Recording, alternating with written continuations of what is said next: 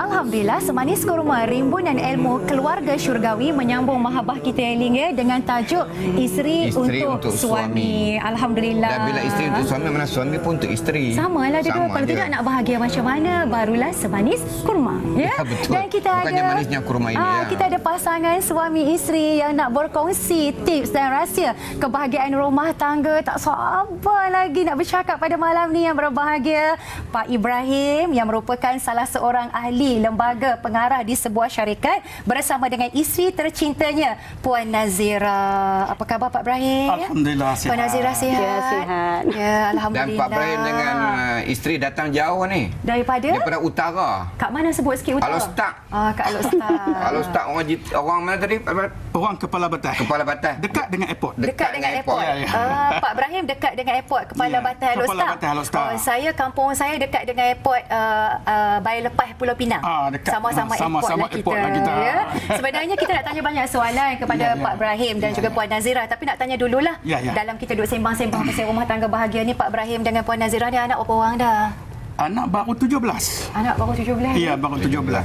Dan kalau kata 17 dah, maknanya macam tak murah. Tapi baru kata 17 tu, maknanya kata nak lagi lah. Alhamdulillah. 17 orang cahaya mata. Masing memainkan peranan, sudah pastilah kepinjangan itu dapat kita atasi. Ya, kita nak tanya Pak Ibrahim lah. Pak Ibrahim tentang berlakunya kepinjangan tadi. Sebelum tu Pak Ibrahim kena cerita dulu. Isteri berapa orang? Baik. Terima kasih juga kepada Ustaz-Ustazah ya. Ya, saya. Lebih manis daripada kurma saya rasa. Alhamdulillah. Dan pendapat saya tentang kenapa berlaku kepincangan dalam rumah tangga, walaupun macam mana kadang-kadang dibuat pun. Jadi saya nak cerita sekilas tentang pengalaman saya yang mana saya berkahwin ni berpoligami sebenarnya. Saya punya 3 orang isteri, 17 orang anak. Anak baru 17, isteri baru 3 dan mempunyai menantu 5, cucu 11. Masya Allah. Cucu 11 orang. Jadi selama saya berpoligami selama 20 tahun, saya rasa cukup cantik dan cukup indah apabila semua kita tu mengamalkan syariat dan daripada situ pula kita membawa keluarga kita, anak isteri kita supaya cinta Allah dan Rasul terlebih. Membawa cinta Allah dan Rasul itu, maka berlakulah rumah tangga yang harmoni. Malah isteri ni masing-masing redha meredai. Itu saja. Okey. Dan kenapa berlaku kepincangan tadi? Sambung pada Ustaz Syarif tadi. Kenapa berlaku kepincangan dalam rumah tangga? Itulah saya kata tadi bahawa kita bagi sebagai seorang suami, bermakna kita sudah menjadi pemimpin. Pemimpin dalam rumah tangga. Jadi makna kata kita sudah, walaupun kita pemimpin tu, keluarga kita tu macam sebuah negara sebenarnya. Besar tu. Jadi itu yang saya kata, sejauh mana kalau kita tak boleh membawa anak dan isteri-isteri kita tu mencintai Allah dan Rasul terlebih dulu, itu berlaku kepincangan. Itulah kepincangan berlaku, Pak Ibrahim. Apapun Allah dan Rasul Allah yang dan paling Rasul utama. Yang paling utama. Mesti didahulukan. Diletakkan nombor satu. Diletakkan nombor satu. Dan tak boleh pun juga kita bagi isteri-isteri ini hanya disogokkan dengan dunia. Itu membuatkan perbincangan berlaku. Masing-masing nak rebut harta itu ini kan. Membuatkan kita tengok sekarang ni, kalau cinta Allah dan Rasul tu kita tak letak yang lebih utama, kan? Tak lebih utama. Yang monogami pun berlaku pergaduhan dan kepincangan, bukan poligami saja. Baik, terima kasih kepada Pak Ibrahim. Saya nak tanya kepada Puan Nazira. Senyap jadi dari tadi. Awal-awal lagi dah senyum dah ya. Puan Nazira, kita ni para isteri ataupun wanita selalu cerita tentang pengorbanan. Rata-rata mesti para isteri kata orang perempuan yang banyak berkorban. Kitalah masak, kitalah basuh, kitalah jaga suami, kitalah jaga anak. Ini soalan mewakili wanita. Mewakili dan nak meluahkan perasaan jugalah kan. Jadi orang perempuan ni kerja dia banyak, Puan Nazira, banyak pengorbanan. Kita tak nafikan suami juga ada pengorbanan. Mungkin pada malam ni Puan Nazira nak ceritakan kepada kita semua apakah bentuk pengorbanan yang Puan Nazira lakukan untuk memberi kebahagiaan kepada suami. Bismillahirrahmanirrahim.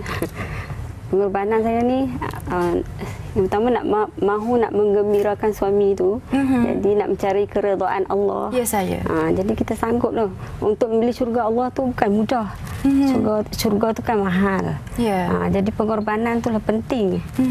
Jadi yang pertama kita mesti letakkan cinta Allah dan Rasul kan. Ya. Sebab kita tak merebut cinta suami. Sebab suami ni dia tak kekal. Jadi pengorbanan ni kita mahu mencari redha Allah dan nak tengok suami kita tu bahagia. Yeah. Dan membahagiakan orang lain. Kita tengok kesian janda-janda tu. Jadi kita berkorban untuk orang lain. Orang lain pun nak suami juga. Adakah betul saya difahamkan Puan Nazira sendiri yang meminang seorang wanita untuk dijadikan isteri ketiga buat Pak Ibrahim, betul ke? Daripada mana datang kekuatan yang sedemikian rupa? Kalau orang lain mungkin bercakar-cakaran. Ini bukan cakar harimau lah ya. Macam mana kekuatan ataupun Puan Nazira apa yang difikirkan dalam fikiran ketika tu? Saya ni yang pertamanya saya nak membela. Sebab dia tu janda. Jadi saya kesian nasib wanita orang lain pun nak merasa nak merasa bersuami macam kita juga. Baik, pandangan Ustaz Syarizal yang macam tentang kerut dahi je kan tadi kan. Isteri sanggup berkorban untuk kebahagiaan suami, sanggup meminang isteri untuk suami dia. Silakan Ustaz Syarizal. Maknanya bila bagi contoh macam tu bererti ni seolah contoh paling maksimum lah kot. Mana korban setakat makan nasi, setakat basuh baju, jahit. Apalah sangat lah. Maknanya sampai carikan calon Pak Ibrahim ya. Maknanya itu barangkali yang saya faham dari soalan ni, tak semestinya pengorbanan isteri kena cari calon. Takut orang anggap macam tu pula. Lepas ni semua isteri kena cari calon kan. Jangan Ustaz. Tak semua orang mampu Ustaz. Bukan macam tu kan maksudnya. Maksudnya ialah sekarang ni ialah pengorbanan tadi sangat luar biasa sehingga ke tahap itu. Kan? Tapi kena ingat juga, kalau suami itu bersetuju untuk kahwin lagi satu, baru jadi pengorbanan. Kalau suami kata tak apa, abang setia dengan yang satu. Contoh macam tu kan. So tak jadilah pula pengorbanan dekat situ kan. So maksudnya di sini ialah pengorbanan ini di mana-mana sahaja.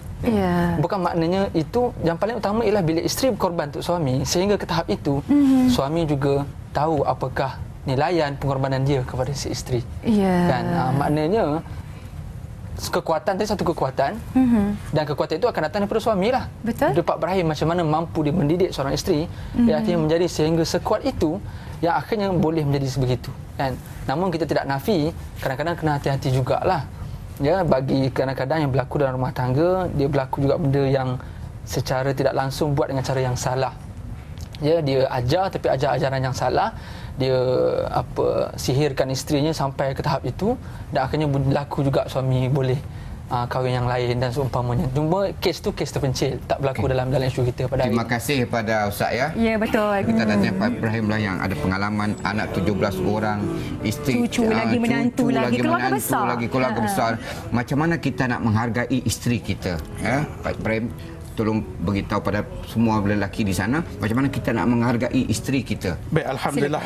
Terima kasih Tuhan yang Maha Baik yang kita duduk sudut udaranya hari-hari kan. Alhamdulillah. Bukan kena bayar pun kan. Ya, saya. Baik, di dalam rumah tangga, dalam rumah tangga kita ni, kalau kita nak kebahagiaannya, kita mestilah contoh Rasulullah, yang mana Rasulullah ni dia tak akan buat satu perkara tu sia-sia. Tentu ada tujuan, tujuan untuk mendidik umatnya di akhir zaman ni, di akhir zaman. Jadi cara kita nak menghargai isteri-isteri, semua isteri-isteri kita tu, jadi bermakna kita kena, kalau kita balik ke rumah tu kan, kalau kita balik tak boleh tunjuk muka yang masam. Tak boleh tunjuk muka yang masam, dan masuk rumah tu mesti kena bagi salam. Kalau tidak, syaitan dia ikut di situ.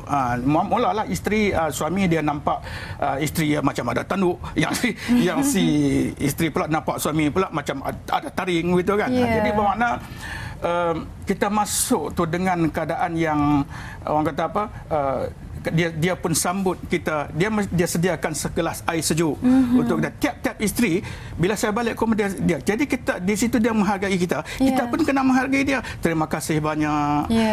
Sebab kita balik tadi panas dan bermacam-macam di hadapan mata kita tengok. Jadi kita tengok bila balik isteri sambut begitu, kita nampak hak di rumah lebih baik daripada hak di luar sana. Itu penghargaan. Itu juga penghargaan kepada isteri kita sebenarnya. Baik, terima kasih kepada Pak Ibrahim. Mungkin Puan Nazira nak bercerita pula bagaimana nak terus istiqamah menjadi isteri yang solehah. Silakan. Untuk menjadi isteri yang solehah ni, yang pertamanya mestilah jaga hati suami tu. Macam Pak Ibrahim cakap tadi lah. Bila suami balik tu kita mestilah make up, pergi cantik-cantik. Terus duduk beletiak pula kat suami balik kerja penat-penat kan. Tak payah cerita lagi masalah-masalah kita. Tunggu bagi dia tenang dulu. Nanti barulah nak abang gas tak ada ke apa ke. Jadi suami balik-balik tu tak payahlah nak letih-letih panjang. Maknanya gas tak ada tu senyap dulu. Dapur tak berasap tak apa, bagi rehat kan. Tak bagi rehat dulu kan dia. Bagi minum. Minum suami redha.